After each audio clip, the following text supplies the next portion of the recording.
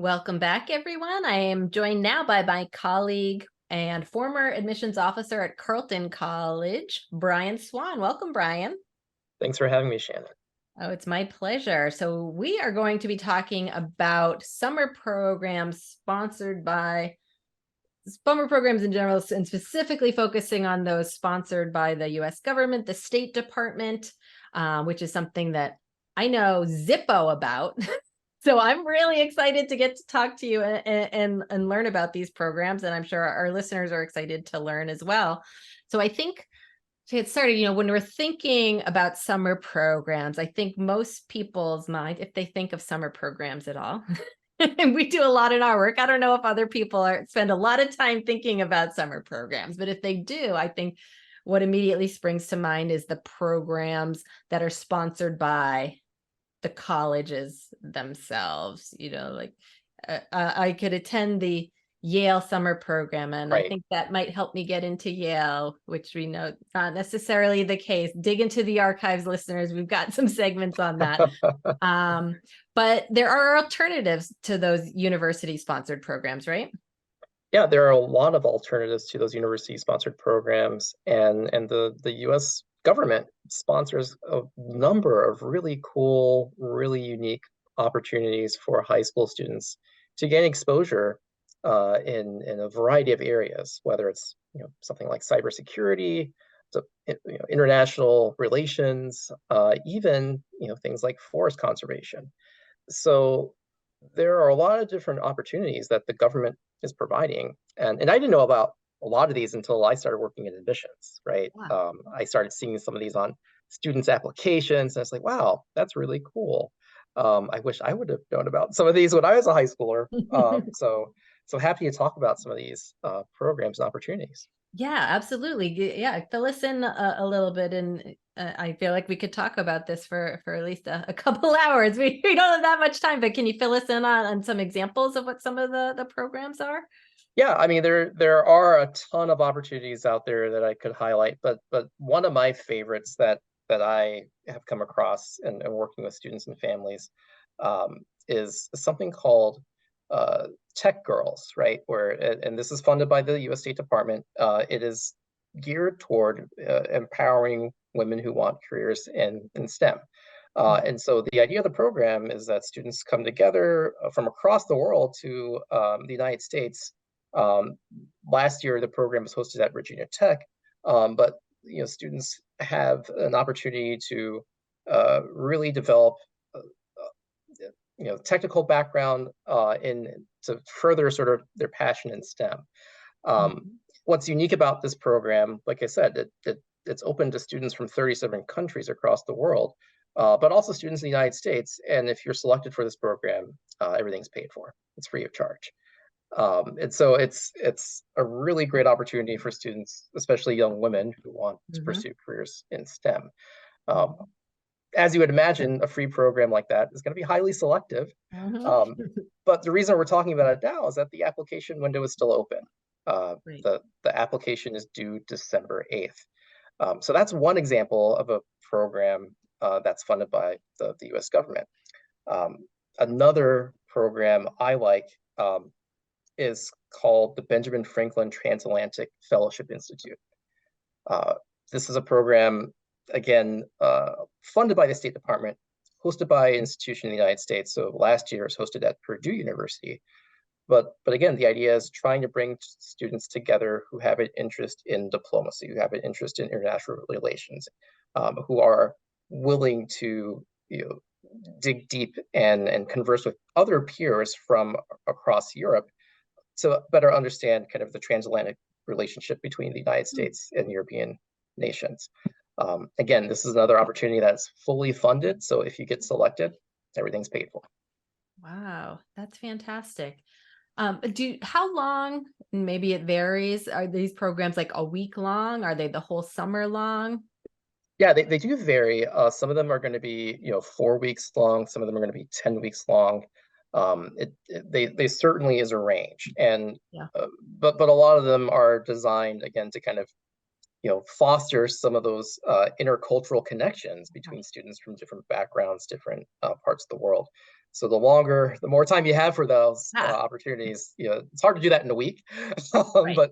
But certainly these programs can be really beneficial for students to build those connections. Yeah, that sounds like such a great opportunity that for most of us we wouldn't get, at our typical high school, to be able to learn from and just hang out with and collaborate with students from all across the world. That's a really unique experience for a high school student. Yeah, and to be honest, there are also programs that the State Department offers where students themselves are traveling outside the United States. Mm, So one that I really like is the National Security Language Initiative for Youth, or NSLIY. This is a program that's been around for almost 2 decades, where students who want to learn a language considered critical to the national security interests of the United States have a chance to, have an immersive experience. So students could live in Morocco and study Arabic over the course of the summer, or they could live in different parts of the world that the U.S. State Department wants students to kind of get exposure to. Um, the Yeah, I mentioned this program just because I love it, but unfortunately the deadline is already passed. So oh. applying that, but for those of you who have sophomores, freshmen, think of this program too as Yeah. a really great opportunity for next year, because a lot of these programs, uh, like I said, they're going to have application windows that open up a little earlier. But if you keep an eye out for them, you can actually search for these programs in October, and you'll be able to find that the applications are typically open. That's great. And yeah, to our listeners out there, that's why we're talking about this now. I imagine it might sound, it's around Thanksgiving. Why are we talking about summer, college coach folks? But it sounds like these programs have early application deadlines. So you really do need to be thinking about this in advance. Exactly. And in some ways, some of these applications will mirror what a student will be doing during their senior year in terms of Hmm. laying out an earlier timeline, thinking about the essays that you may have to submit as part of the application.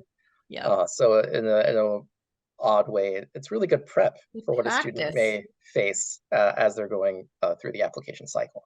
Yeah, that is such a good point. And it sounds like at least some of these programs, maybe all of these programs, are competitive programs. Yeah, a lot of these programs are competitive, and it's kind of strange when you look at some of the requirements that the Mhm. State Department will list. I know I was looking at one earlier, and the requirements weren't like having a 4.0 GPA, right? Like some of them was like have a 2.5, but but then you think about the other parts of Mm. what it means to potentially travel, across the country or across the world, and be ready and mature for that. So being able to kind of exhibit some of that maturity, exhibit some of that desire to uh, immerse yourself in maybe an unfamiliar situation, those aren't things that are necessarily quantifiable, but can be transmitted through the writing you do in the application. Mhm. So some of these programs are very competitive. Some of them are going to be less competitive. Mhm. But when you think about what they're looking for, even for the National Security Language Program I just mentioned, it's not a prerequisite that you have to know a language to apply for the program, right? Um, you, you know, you have to have an interest though in having that sort of experience where you're, uh, you know, learning as you go and have that hunger to kind of uh, push yourself to adjust and uh, acclimate to a new setting. Yes. Yes. So you have to show evidence of that in the application. It's not all about the grades, though some might have higher grade requirements, I imagine. But yeah, that makes sense that there are very particular things that they're looking for this sort of unique experience that is not every high school student is going to be up for, as you Exactly, demonstrate that you're prepared for this kind of experience. 100%. Yeah, that makes total sense. So if you are interested in doing in one of these programs, how then does that look to admissions officers? in the end? How does a college admissions officer view a student who has participated in one of these State Department programs? Yeah, great question. I mean, I think most admissions officers who understand what these programs are and how selective they are, yeah, it's certainly a positive thing to show on your application. I know when I read applications for Carleton, when I saw a student who had done a program that was selective in its nature, it's like, oh, they have this really deep interest in either language acquisition or putting themselves in situations where they're open to new learning and opportunities, Yeah. or showing that depth of passion around issues of diplomacy or issues related to intercultural exchange, right? And those again maybe aren't things that you can quantify via a test score or a GPA, Mhm. but those are qualities that admissions officers are paying attention to. What is that openness that you're exhibiting to learning outside your comfort zone? What is Yes. that drive you're showing to pursue a selective opportunity like this? And then how does that experience then impact the sort of engagement and thinking you may bring to a college campus? Mhm. So, like most summer programs, I mean, I think admissions officers understand they're great for experience, but they're not necessarily must have. But when I saw students who had done selective programs like the National Security Language Initiative for Youth, Mhm. or the FLEX program, the Future Leaders Exchange Abroad program, which is another great opportunity, or the U.S. The cybersecurity internship program. I'm throwing more out here just so people know about these, but Yeah. but when I saw students who had done those, I was like, yeah, this is a student who has taken some some a step to really kind of investigate something that they're passionate about, and Yes. that usually was a positive thing that we could take away as we read their application. That's so great. Are there any others that you haven't mentioned yet that you wanted to get out there? We've got a couple minutes. Yeah, one of the ones I like is actually the Youth Conservation Corps. It's run by the National Park Service, but for students who want to kind of get exposure to what it means to do uh, conservation and be Mhm. in the national park system. There's some really cool opportunities. Ah, When I was researching this, I came across a program where a student could potentially work with the Youth Conservation Corps in the Virgin Islands.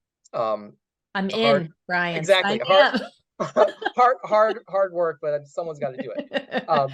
But there's also programs that are more around historical interpretation that the programs offer. So there's some really cool programs in the Boston area that deal with um, you know building out programming for visitors who are interested in sort of the historical sites in the city. Or there's lots of cool opportunities that that program, the Youth Conservation Corps, can offer. Another favorite of mine, and again, this is kind of a uh, something I remember seeing when I worked in admissions, was called Mhm. the Kennedy Luker Yes program. And so this is a chance for students who want to have intercultural sort of dialogue opportunity to spend a year um, or a semester, but to spend a lengthier amount of time Mhm. um, having that sort of intercultural exchange. So students could live in Poland or Kazakhstan for a semester or for a year. And I really love seeing that, just because again, it helped me kind of understand, here's a student 15, 16 and willing to really have a different perspective that they're going to gain from these sort of opportunities. So, so yeah, I know we're focusing mostly on summer programs, but there are programs the State Department offers that take place during the regular school year. And so a student may you know, spend their 10th grade or 11th grade abroad. And I can only think of how that would have opened my mind earlier to so many of the opportunities that are out there. For sure. And I know you mentioned early on, at least one of the programs was very competitive, but free of charge if you're accepted. Are they all free? Is there a charge for some of them? So the State Department programs that we've discussed are pretty much free. Again, they're competitive Yes. to gain acceptance to, but if you get in, they pay for transportation, they can pay for your lodging, things like that. Like most summer programs, having a little pocket change to Yes. you know you know to buy late night pizza, things like that. You probably need that. But a lot of these opportunities, because they're funded by the State Department, uh, there are no cost to participants. That is really fantastic. And I like how that makes them accessible to all, unlike some other summer programs out there that charge many thousands of dollars and are Exactly. not quite as accessible. And so I'm so glad that we get the word out about these programs today, Brian. So thank you so much for bringing this to us. If we've got listeners out there who are intrigued by these programs, as am I. I'm ready to hop in my time machine and go back to high school so I can do one of them. But where can our listeners find out more about these programs? Yeah, great question. The Bureau of Educational and Cultural Affairs is a branch of the Department of State. So if you go to their website, you'll be able to kind of find a listing of all the programs they offer. And to be fair, they have programs not just for high school students. They also have programs for current college students, as well as working professionals in a whole variety of areas. But yeah, you want to search Tell me, for don't tease me. Tell me they have one for college counselors, Brian. well, they actually do have one, but for counselors who are working abroad. So, Alas. yeah, I know, alas. But like I said, if you want to find these opportunities, just search for the Bureau of Educational Cultural Affairs. Uh, their exchange program information is all online. They have some really great opportunities. Some of the other programs I mentioned, like the Youth Conservation Corps, that's going to be hosted at the National Park Service website. So you may have to kind of search for some of these opportunities, but there are a lot of them out there, and we didn't have time to cover them all. But there's some really great opportunities if you're willing to do a little digging. Awesome. Thank you so much, Brian, for sharing this amazing info. And listeners, stick around. In our final segment, we're going to be talking about the steps you need to take if you are planning on transferring for the spring semester. So stay tuned.